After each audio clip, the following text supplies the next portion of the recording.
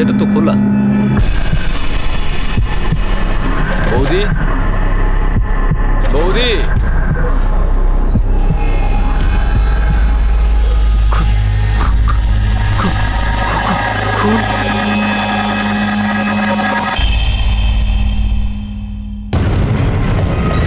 লোকটা এইভাবে খুন হয়ে গেল। চলুন চলুন, এখানে ভিড় করবেন না, যান এখান থেকে, যান যান এখান থেকে।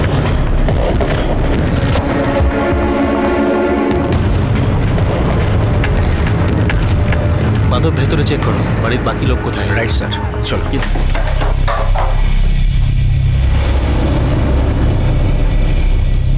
স্যার, এদিকে আসুন, আরেকটা লাশ।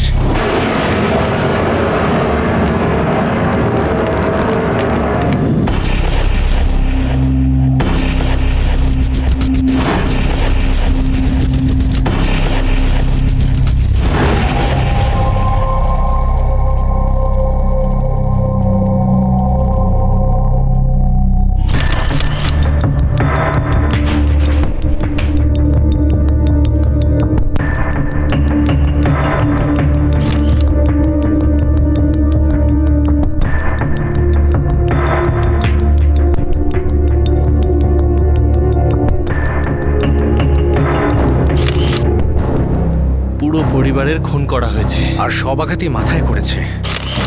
হামলা আচমকাই করা হয়েছে, কেউ কোনো প্রতিরোধ করার সুযোগ পায়নি।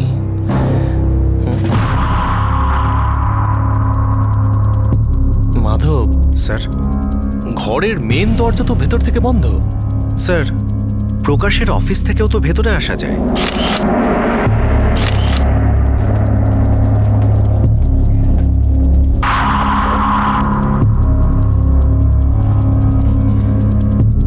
জোর করে ভেতরে প্রবেশের কোনো চিহ্ন নেই।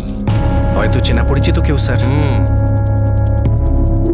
মাধব, লাশগুলো পোস্টমর্টমের জন্য পাঠিয়ে দাও। এটা আমাদের কেরিয়ারের সব থেকে বড় হত্যাকাণ্ড।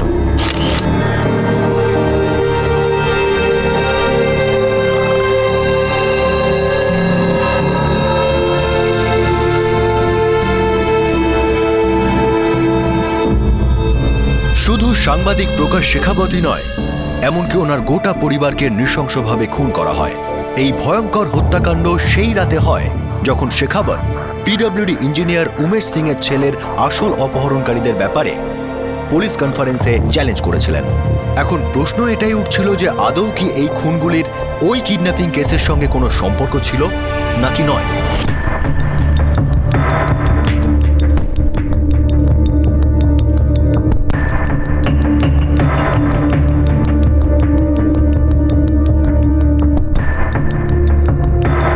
স্যার, প্রকাশবাবুর ড্রাইভার গোবিন্দ এসেছে। এটা কি অনর্থ হয়ে গেল সাহেব? কাল সন্ধে পর্যন্ত সবকিছু ঠিকঠাক ছিল, এখন সবকিছু শেষ হয়ে গেল। আমার তো বিশ্বাসই হচ্ছে না যে সাহেব আর মেম সাহেব, এমনকি বাচ্চাদেরও। গোবিন্দ, কালকে শেষবারের মতো কখন সাহেবকে দেখেছিলে? আপনাদের সাথে প্রেস কনফারেন্স শেষ হয়ে যেতেই সাহেব আমাকে বললেন, গোবিন্দ বাড়ি চল।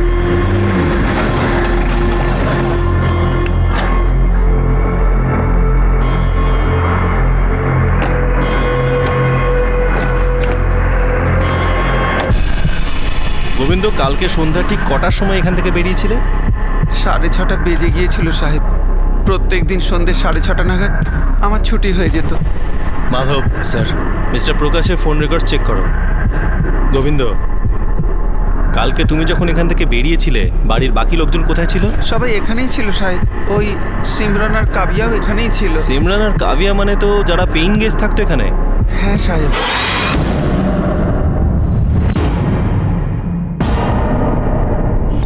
মাধব, বাড়ির প্রত্যেকটা কোণা দেখো, হয়তো আরো লাশ খুঁজে পাবে। স্যার, চলো।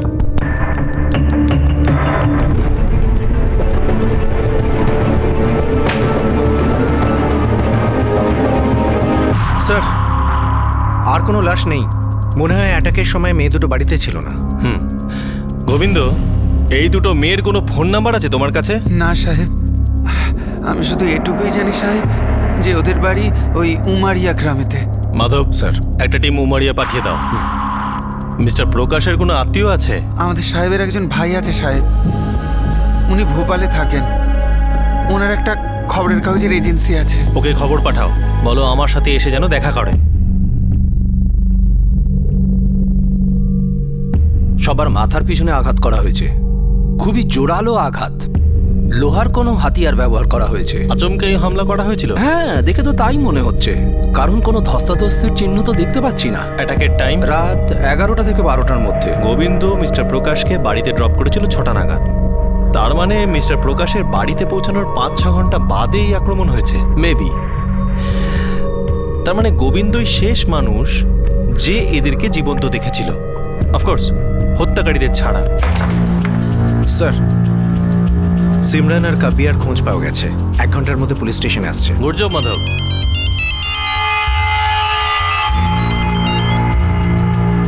Good afternoon sir. এসব কি হচ্ছে মিস্টার অমর? সমস্ত মিডিয়া তাণ্ডব করছে, আমাদের সমস্ত ফোন লাইন নন স্টপ বেজে চলেছে। সমস্ত মানুষের নজর এখন এসটিএফ এর ওপরে, স্পেশাল টাস্ক ফোর্স। স্যার, আপনার ওপরে চাপ আমি বুঝতে পারছি। দেখুন ইন্সপেক্টর, আমি কিন্তু একবারও কথা বলছি না যে আপনারা পিডব্লিউডি ইঞ্জিনিয়ারের ছেলের কিডন্যাপিং এর তদন্তে কোনো গাফিলতি করেছেন। আর না তো আমি এটা ডাউট করছি যে এই কেসে যতজন ক্রিমিনাল ধরা পড়েছে তাদের প্রত্যেকে নির্দোষ। আমার চিন্তার কারণ এটাই যে শিখাওয়াত আমাদের দিকে আঙুল তুলল, আর সেদিনই রাতে ওকে আর ওর পরিবারকে ওয়াইপ আউট করে দেওয়া হলো। আর এই মিডিয়া 2 আর 2 জুড়ে নিয়ে না জানি কি অঙ্ক করছে। স্যার, আমি আমার পুরো ফোর্স নিয়ে এই কেসে তদন্ত করছি। বিশ্বাস করুন, খুব দ্রুত আমরা এর সমাধান করতে পারবো। আমার জন্য এখন এক সেকেন্ড অত্যন্ত দামি।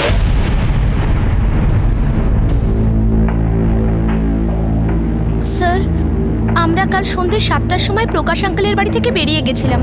আমাদের 8টার সময় ট্রেন ছিল স্যার। তোমরা চলে যাবার কয়েক ঘন্টা বাদেই শেখাওয়াত ফ্যামিলিকে খুন করা হলো। কাবিয়া, সিমরান, তোমরা দুজন বাড়ি যাওয়ার জন্য কালকে দিনটাই কেন বাঁচলে? স্যার, আমাদের এক্সাম কাল শেষ হয়েছে। আমরা আমাদের বাড়ি যাওয়ার জন্য অনেক আগে থেকেই টিকিট কেটে রেখে দিয়েছিলাম। আর প্রকাশ আঙ্কেল নিজে আমাদের ট্রেনের টিকিটের কনফার্মেশন করিয়েছিলেন স্যার। আপনি চাইলে টিকিট দেখতে পারেন।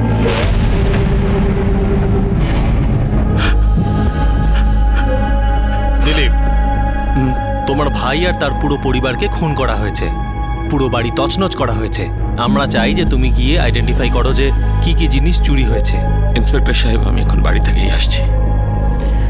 প্রায় 4 লাখ টাকার ক্যাশ পাওয়া যাচ্ছে না, আর প্রায় 22 ভরির কাছাকাছি সোনা। তোমার ভাইয়ের কারোর সাথে কোনো শত্রুতা, বিশেষ করে এমন কেউ যার নজর এই সম্পত্তির ওপর ছিল? এমন অনেকেই আছে যারা দাদাকে পছন্দ করতো না ওনার সাংবাদিকতা স্টাইলটার জন্য, কিন্তু দাদা আমাকে কোনোদিন কোনো শত্রুর কথা সেভাবে বলেননি। হ্যাঁ, এটুকু বলেছিলেন যে নানা হুমকি পান, আর খুব ডেঞ্জারাস লাইফ ছিল ওটা। হতে পারে এই চুরিটা আমাদের চোখে ধুলো দিতে করা হয়েছে, কিংবা আসল উদ্দেশ্যকে লুকানোর জন্য।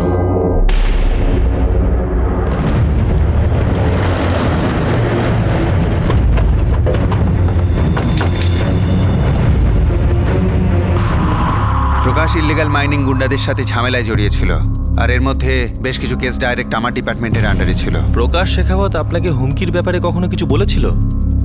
আপনার কোনো আইডিয়া আছে যে কারা এরকম হুমকি দিতে পারে? সন্দেহভাজন কেউ? সরি, আপনি ইমিডিয়েটলি জিজ্ঞেস করছেন তো, তাই মাথায় কিছু আসছে না। কিন্তু এই মাফিয়ারা খুবই বড়, অনেকটাই বিস্তৃত। মিস্টার উমেশ, আপনার ছেলের কিডন্যাপিং এর ব্যাপারে আপনি কিছু লুকাচ্ছেন না তো আমাদের থেকে? আমি কেন সত্যিটা লুকোবো? আমি তো ততটুকুই জানতাম যতটুকু আপনি আমাকে বলেছেন বা মিডিয়াকে বলেছেন। ইনফ্যাক্ট আমি নিজে প্রকাশ শেখাওয়াতের অভিযোগের পর অবাক হয়ে যাই। আমার মনে হয় আসল কিডন্যাপাররা এখনো বাইরে, আর এ ব্যাপারে আমি সত্যিই চিন্তিত। আর সত্যি বলতে কি, এই ঘটনার পরে আমার শরীরের রক্ত তো হিম হয়ে গেছে।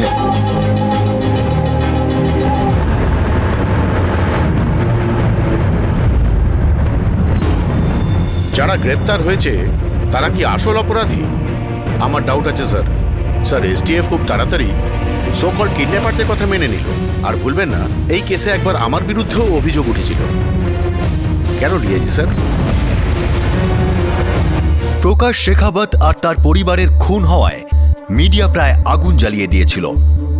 চিন্তা আর চাপের মুখে দাঁড়িয়ে থাকা পুলিশ সঠিকভাবে নিজেদের ভারসাম্য বজায় রাখতে পারছিল না। তার উপর শেখাবতের তোলা অভিযোগ গোদের উপর বিস্ফোরণ মতো ছিল যে পিডব্লিউডি ইঞ্জিনিয়ারের ছেলের আসল কিডন্যাপাররা এখনো স্বাধীন ঘুরে বেড়াচ্ছে আর কোনো অন্ধকূপের মধ্যে ওঁত পেতে বসে আছে। স্যার স্যার প্রকাশবাবুর সেলফোনের সব নাম্বারগুলো স্ক্যান করা হয়েছে। বিকেল থেকে খুন হওয়া পর্যন্ত সব নাম্বারে আমি ফোন করেছি, সবাই ক্লিন। মাধব, মিস্টার উমেশ সিং এর ছেলের কিডন্যাপারদের সাথে আমি কথা বলতে চাই, 4 জনের সাথে।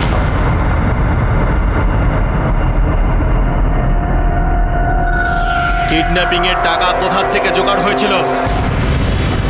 যত তাড়াতাড়ি পারিস বলে দে, না হলে কিন্তু পরের জন্মে গিয়ে তোরা বলবি। স্যার, কেউ আমাদের টাকা পয়সা দেয়নি, আমরা নিজেদের মধ্যেই জোগাড় করেছি স্যার। কার হাত আছে তোদের মাথার ওপরে? আমরা সত্যি বলছি, আমাদের সাথে আর কেউ ছিল না, আমরা 4 জনেই করেছি। মাধব স্যার, সব কটা হাড় ভেঙে ফেলো এদের মেরে। ততক্ষণ মারো যতক্ষণ না এরা সত্যি কথাটা বার করে। মারো এদের।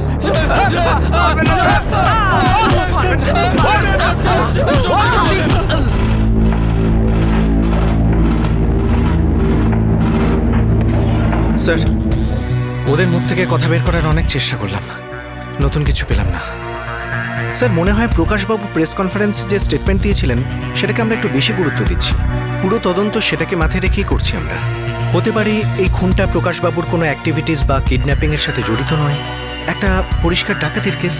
এটা হতে পারে মাধব, কিন্তু এখনো পর্যন্ত আমাদের হাতে এমন কোনো প্রমাণ নেই যেটা প্রমাণ করে প্রকাশবাবুর অ্যাক্টিভিটিসের সাথে এই খুনের সম্পর্ক আছে। স্যার, আমি প্রকাশবাবুর সেলফোন রেকর্ড চেক করেছি, একটা নাম্বার থেকেই 6টা মিস কল ছিল, 7টা থেকে 7:20 মধ্যে। কার নম্বর এটা?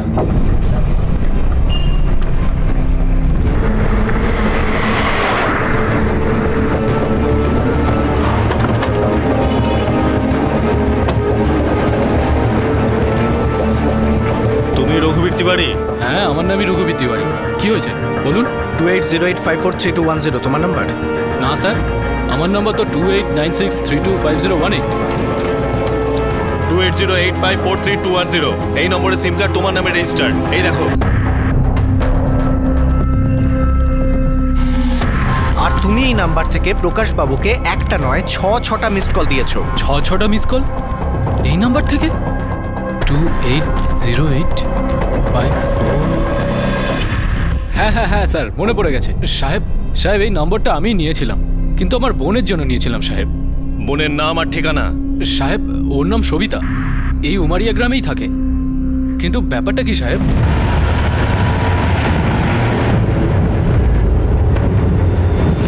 মাধব, কি মনে হয় এই সবিতার কোনো প্রকাশ শেখাওয়াতের সাথে কানেকশন বার হবে না? মানে অ্যাফেয়ার টাইপের কিছু? স্যার, প্রকাশবাবুকে আমি বহুদিন ধরে চিনি, ওনার বেশ কিছু আর্টিকেলসও পড়েছি আমি। ওনার ট্র্যাক রেকর্ডও বেশ ভালো। উনি খুব গরিব ঘরে ছেলে ছিলেন, খুব কষ্ট করে বড় হয়েছেন। আমার মনে হয় না ওনার মতো একজন সাংবাদিক কোনো অ্যাফেয়ার ট্যাফেয়ারে জড়িয়ে পড়বেন। সম্মানটাই তো বড় কথা স্যার।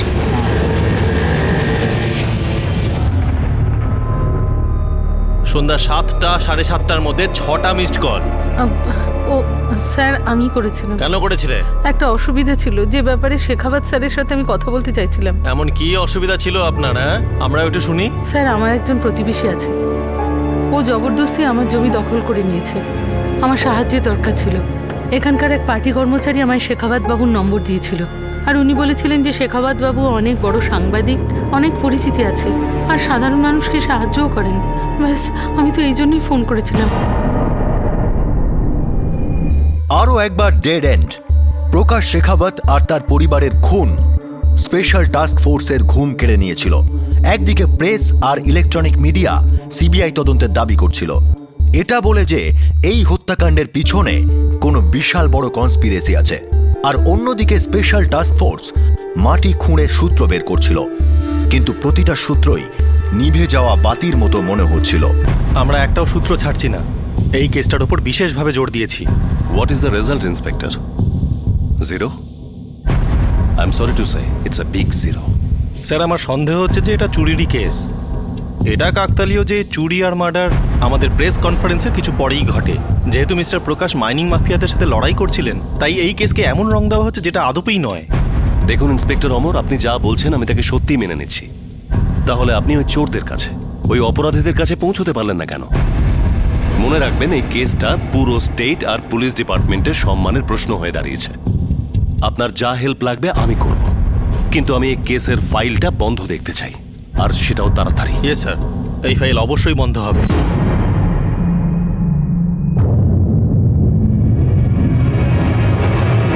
দেখো গোবিন্দ, মামলা খুবই জটিল হয়ে উঠেছে। ছোট্ট থেকে ছোট্ট সূত্র আমাদের কাছে ইম্পর্টেন্ট। তুমি মনে করো, মাথাটাকে একটু খাটাও আর একটু ভাবো, তোমার সাহেব কি তোমার কাছে কখনো হুমকির কথা বলেছিলেন, বা নিজের ভাইয়ের সাথে কোনো ছোটখাটো মনোমালিন্য, এমন যা কিছু যা তোমার মনে পড়ে?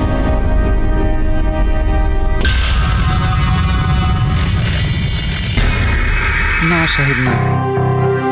আমার সাহেবের তো নিজের ভাইয়ের সাথে খুব ভালো সম্পর্ক ছিল সাহেব, কখনো কিচ্ছু হয়নি। আমার সাহেবই তো ওনাকে সব কিছু করে দিয়েছিল, ওনার ব্যবসা, ওনার বাড়ি, সব কিছু। আর অন্য কোনো হুমকির কথা? সাহেব, সত্যি বলবো, আমার সাহেব খুব কম কথা বলতেন। আমি তো ছিলাম মামুলি একজন ড্রাইভার, তাই আমার সাথে হ্যাঁ বা নাতেই কথা বলতেন সাহেব। মাধব স্যার, মিস্টার প্রকাশের ভাই দিলীপকে আবার ডাকো। ইন্সপেক্টর সাহেব, প্রকাশ দা খুব খারাপ অবস্থার মধ্যে দিয়ে কাটিয়েছিলেন, খুব কষ্ট করে উপরে উঠেছিলেন। এই সাংবাদিকতা ওনার শুধু পেশাই ছিল না, ওনার নেশা ছিল। এই নেশা ওনাকে অনেক কিছু দিয়েছিল দিলীপ, বাড়ি, সেভিংস। ওনার এই সম্পত্তির উপর কারণ না কারণ নজর নিশ্চয়ই ছিল। যদি থেকেও থাকে তো আমি সেই ব্যাপারে কিছু বলতে পারবো না ইন্সপেক্টর সাহেব, কেননা প্রকাশ দা এসব কথা আমার সাথে শেয়ার করতেন না। তোমার দাদা নিজের টাকা পয়সার ব্যাপারে কারোর সাথে তো কথা বলে থাকবে নিশ্চয়ই। কাউকে কোনো লোন দিয়েছিল, বা লোন নিয়েছিল, বা কোনো জমির ডিলিং? না ইন্সপেক্টর সাহেব। দিলীপ, তোমার দাদার বাড়িতে যে মারাত্মক হামলা হয়েছে, তাতে হামলাকারীরা ভাঙচুর করে জোর করে বাড়িতে ঢোকেনি, বরং তারা তোমার দাদার পরিচিতই ছিল। সরি ইন্সপেক্টর সাহেব, আমি এই ব্যাপারে আপনাকে কোনো সাহায্য করতে পারবো না। তোমার দাদার অ্যাকাউন্ট কোন ব্যাংকে আছে? কতগুলো অ্যাকাউন্ট আছে সেটা জানো? হ্যাঁ জানি, ওনার 3টে অ্যাকাউন্ট আছে। এক্সেলেন্ট। মাধব স্যার, তুমি ওনার সাথে যাও। ওকে। আমার এই 3টে অ্যাকাউন্টের ডিটেলস চাই, সমস্ত ট্রানজাকশন। আমরা কোনো না কোনো সূত্র নিশ্চয়ই পাবো।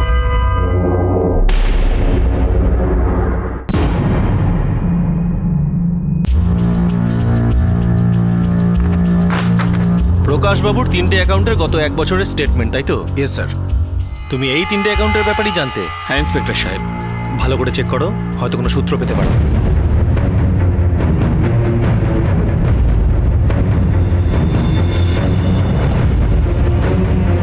স্যার, এই ট্রানজ্যাকশনটা দেখুন, কিছু গন্ডগোল আছে। কিরম গন্ডগোল মাধব? অবশেষে পুলিশের হাতে ছোট্ট একটা সূত্র এলো, যা প্রকাশ শেখাবতের ব্যাংক স্টেটমেন্টের একটা ছোট্ট ট্রানজ্যাকশনে দেখা গেল।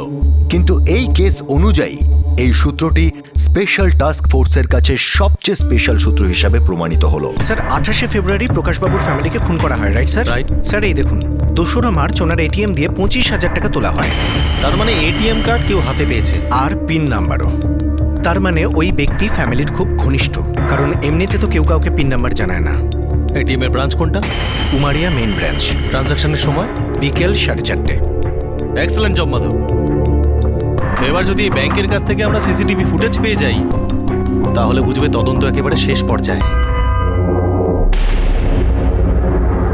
2nd March 4:30 PM main branch. Alright sir, আমি এই সিসিটিভি ফুটেজটা আপনার পুলিশ স্টেশনে এক্ষুনি পাঠিয়ে দিচ্ছি sir. Yes sir. Welcome to Beaton world. How may I assist you? নতুন ফ্ল্যাটের জন্য একটা স্ট্যান্ড ফ্যান আর কুলার নেব। এই পচা গরম থেকে একটু স্বস্তি চাই। বাজার চলতে সব ব্র্যান্ড তো আর ভরসাযোগ্য নয়। তার জন্য তো আমাদের ফ্যান আছে, all purpose bullet table fan, ceiling fan. আমাদের সিলিং ফ্যান কিন্তু 30 মাসের ওয়ারেন্টি সহ পাওয়া যায়। আছে ফারাটা 2 বছরের ওয়ারেন্টি, 17 থেকে 20 মিটার এয়ার ফ্লো। মধ্যবিত্তের সাধ্যের মধ্যে একমাত্র ভরসাযোগ্য ব্র্যান্ড বিটন। আমাদের কুলারের কিন্তু অনেক range, 45 litres, 50 litres, 70 litres, 90 litres, 110 litres. Honeycomb সহযোগে বিটনের সব কুলারের ওয়ারেন্টি 1 বছর। চেনা হাওয়ায় অচেনা অনুভূতির জন্য একমাত্র আদর্শ বিটন। গরমে স্বস্তি পেতে বিটনের ফ্যান হোক বা কুলার, আজই আনুন বাড়িতে। Vuitton, digitally yours.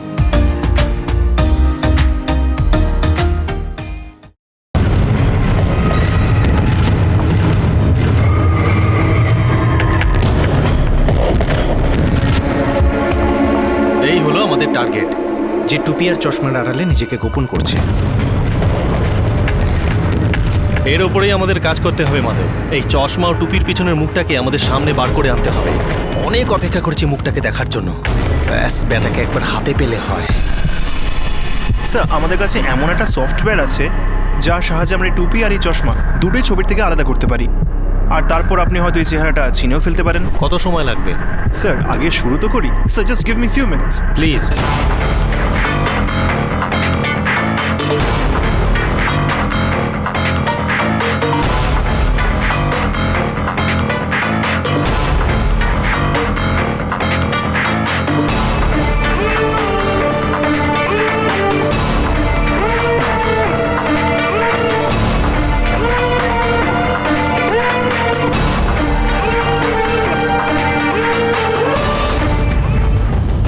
Sir, okay হয়তো খানিকটা এরকম দেখতে। মাধব, এই বেটা ড্রাইভার আমাদের ভালোই ঘোল খাইয়েছে। অনেক দূর ঘোরালো দেখছি।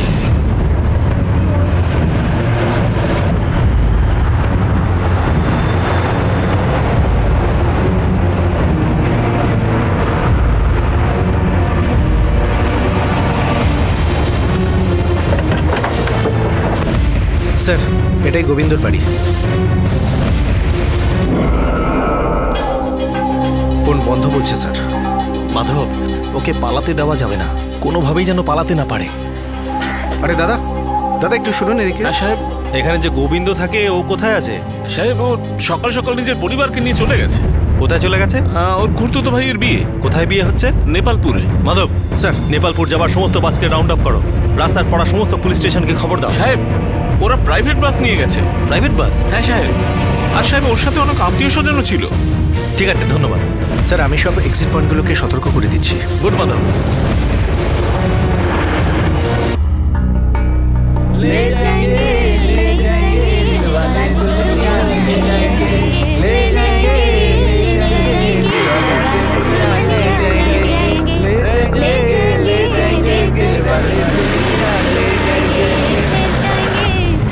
হ্যাঁ স্যার, আমরা সব কিছু চেক করছি। হ্যাঁ, এই ওই গাড়িটা চেক হয়ে গেছে, ছেড়ে দে। লাইসেন্স আছে? হ্যাঁ স্যার, আছে। টিকিটে কি আছে? দাঁড়া, এদিকে আয়। দাঁড়া দাঁড়া দাঁড়া।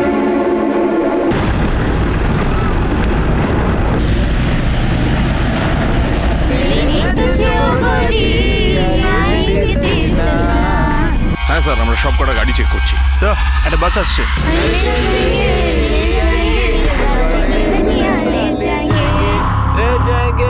रह जाएंगे देखने वाले देखते रह जाएंगे।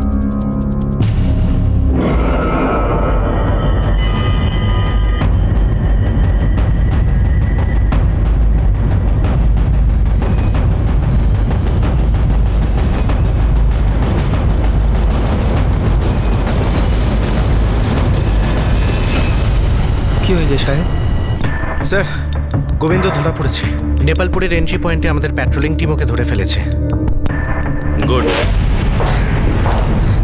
সাহেব, আপনি দেখুন, কোথাও বড় একটা ভুল হচ্ছে সাহেব। আমি এই বিষয়ে কিচ্ছু জানি না। বেটা, এটিএম এর ক্যামেরায় তোর মুখ ধরা পড়ে গেছে, যাকে আমরা চিনতে পেরে গেছি। তুই যদি বোকা সাজিস, একটু নাটক করিস, তাহলে মা কালীর দিবি বলছি তোর মুখের ছবি পাল্টে দেবো। চল বল। সাহেব দেখুন, ওই, বল। আপনি বল। সাহেব,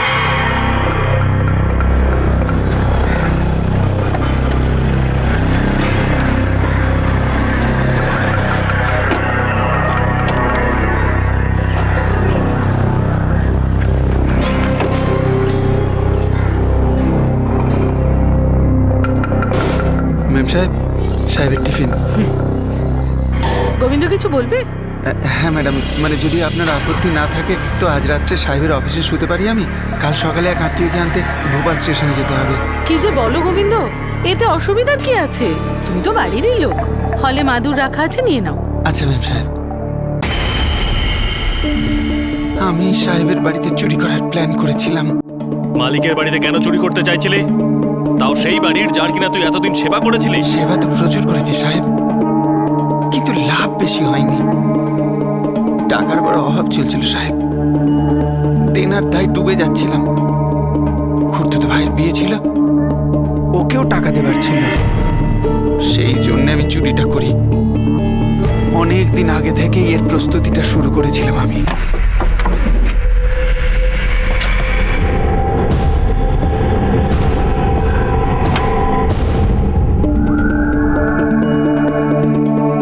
ওই মানুষগুলো তোকে তাদের নিজেদের বাড়ির একজন সদস্য মনে করত।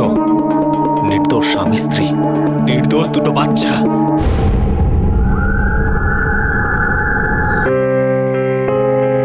এবার আমরা আসি। ছুটি পেলে আসিস কিন্তু, তোরা বাড়ি গিয়ে আবার আমাদের ভুলে যাস না যেন।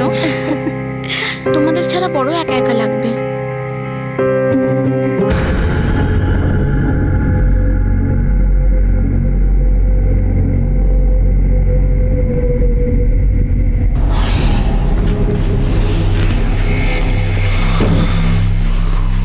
গোবিন্দ, তুই যাসনি এখনো? সাহেব, আমি ওই ম্যাডামের সাথে কথা বলে নিয়েছি। কাল সকালে এক আত্মীয়কে আনতে ভোপাল স্টেশনে যেতে হবে, তাই ভাবলাম আজ এখানে শুয়েই রাতটা কাটিয়ে দেবো সাহেব। ভালো করেছিস, না হলে সাত সকালে আবার উমারিয়া থেকে ভোপালে যাওয়া। আচ্ছা শোন, আমি কিন্তু এখন কাজে বসবো, তুই শুয়ে পড়। চাইলে ওদিককার লাইটটা অফ করে নিতে পারিস, ঠিক আছে? ঠিক আছে সাহেব, অসুবিধা হবে না।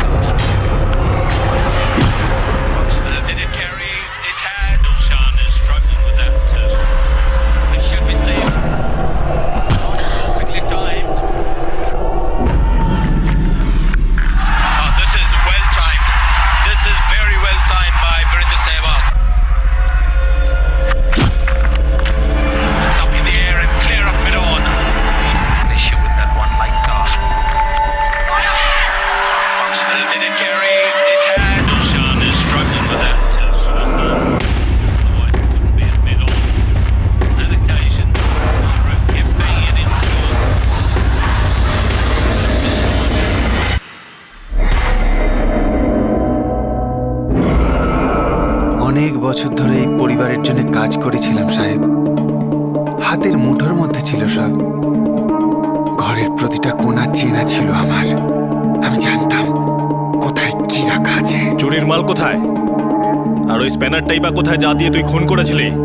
সবকিছু আমার বাড়িতেই আছে সাহেব।